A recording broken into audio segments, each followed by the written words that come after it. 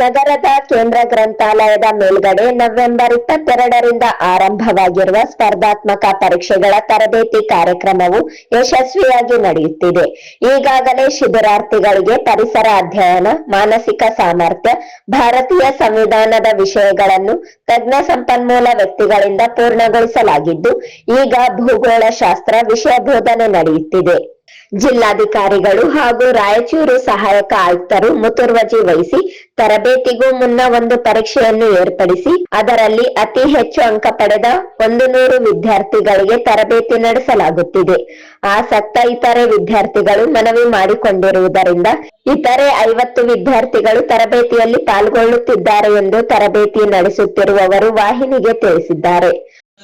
ಲಕ್ಷದ್ವೀಪಗಳು, ದೊಡ್ಡ ಕೇಂದ್ರಾಡಳಿತ ಪ್ರದೇಶ ಲಡಾಖ್, ನಮ್ಮ ಟೆರಿಟರಿಯನ್ನು ನೋಡಿದಾಗ ಅತಿ ಚಿಕ್ಕ ಕೇಂದ್ರಾಡಳಿತ ಪ್ರದೇಶ ನಮ್ಮ ಲಕ್ಷದ್ವೀಪ ಐಲ್ಯಾಂಡ್. ಇಲ್ಲಿ ನೀಟಾಗಿ ಅಬ್ಸರ್ವ್ ಮಾಡಲಿ, ಈ ಭಾರತದ 2011ರ ಜನಗಣತಿಯ ವರದಿಯನ್ನು ನೋಡಿದಾಗ 2011ರ ಜನಗಣತಿಯ ವರದಿ ಪ್ರಕಾರ ಒಂದು ರೀತಿಯಾಗಿರ್ತಕ್ಕಂಥ ಪಾಪ್ಯುಲೇಷನ್ ಡಾಟಾ ಇದೆ. ಪ್ರಸ್ತುತ ವಿಶ್ವಸಂಸ್ಥೆಯವರು ವರದಿ ಮಾಡಿರುವ ಆಧಾರವನ್ನು ಇಟ್ಕೊಂಡಾಗ ಒಂದು ರೀತಿಯಾದಂತಹ ಪಾಪ್ಯುಲೇಷನ್ ಸೆನ್ಸಸ್ ರಿಪೋರ್ಟ್ ಬರುತ್ತದೆ. ಇಲ್ಲಿ ನಮಗೆ ಸದ್ಯಕ್ಕೆ ಲಾಸ್ಟ್ ಟೈಮ್ ಸೆನ್ಸಸ್ ರಿಪೋರ್ಟ್ ಬಂದದ್ದು 2011ರಲ್ಲಿ. 2021ರಲ್ಲಿ ಪಾಪ್ಯುಲೇಷನ್ ಸೆನ್ಸಸ್ ರಿಪೋರ್ಟ್ ಬರಬೇಕಾಗಿತ್ತು. ಕೋವಿಡ್ ಪೆಂಡಮಿಕ್ ನಿಂದ 2021ರ ಜನಗಣತಿಯ ವರದಿ ಬರಲಿಲ್ಲ.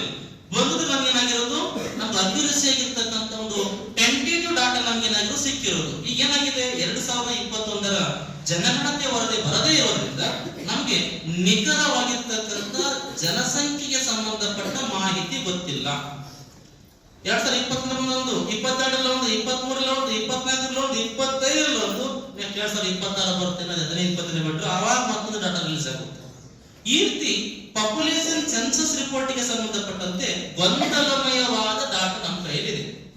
ನಾನು 2011ರ ಜನಗಣತಿಯ ರಿಪೋರ್ಟ್ ಪ್ರಕಾರ ಹೇಗಿದೆ ಅದನ್ನು ಹೇಳ್ತೀನಿ. ಆಸ್ ಪ್ರೆಸೆಂಟ್ ವಿಶ್ವಸಂಸ್ಥೆಯವರು ಎಸ್ಟಿಮೇಟ್ ಮಾಡಿರ್ತಕ್ಕಂಥ ವರದಿಯನ್ನು ಕೂಡ ಹೇಳ್ತೀನಿ.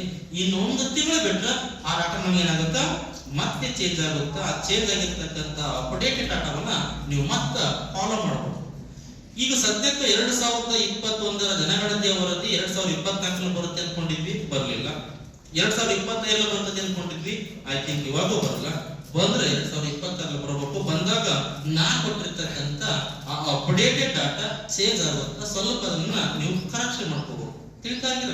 ಇದ್ರ ಪ್ರಕಾರ ನೋಡಿದ್ರೆ 2011ರ ಜನಗಣತಿ ಪ್ರಕಾರ, ಯಾವಾಗ ಪ್ರಕಾರ 2011ರ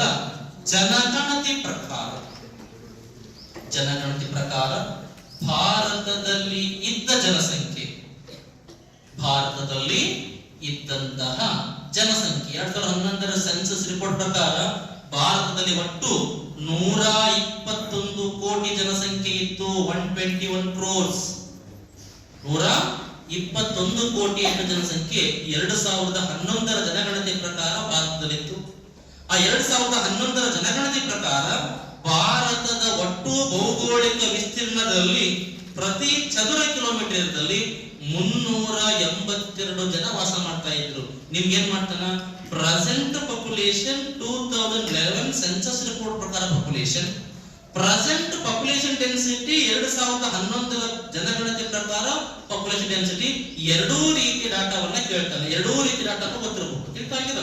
2011ರ ಜನಗಣತಿ ಪ್ರಕಾರ ಭಾರತದ ಜನಸಾಂದ್ರತೆ ಪ್ರತಿ ಚದುರ ಕಿಲೋಮೀಟರ್ ವಿಸ್ತೀರ್ಣದ ಒಳಗಡೆ 382 ಜನ ವಾಸ ಮಾಡ್ತಾ ಇದ್ರು. ಬಟ್ ಈಗ ಏನಾಗಿದೆ, 492 ಹೋಗಿದೆ. 492 ಈ ಆಸುಪಾಸಿಗೆ ಭಾರತದ ಪಾಪ್ಯುಲೇಷನ್ ಡೆನ್ಸಿಟಿ ಏನಾಗಿದೆ, ಹೋಗಿದೆ. ಮುಂದಿನ ದಿನಗಳಲ್ಲಿ ಸ್ಮಾರ್ಟ್ ಕ್ಲಾಸ್ಗಳನ್ನು ಪ್ರಾರಂಭಿಸುವ ಚಿಂತನೆ ಇದ್ದು, ಇದಕ್ಕೆ ಸ್ಥಳೀಯ ಜನಪ್ರತಿನಿಧಿಗಳು ಕೈಜೋಡಿಸುವ ಭರವಸೆ ನೀಡಿದ್ದಾರೆ. ಅದು ಸಾಕಾರಗೊಳ್ಳುವ ಭರವಸೆ ಇದೆ ಎಂದು ಮಹೇಂದ್ರ ಕುಮಾರ್ ನಾಯಕ ತಿಳಿಸಿದ್ದಾರೆ.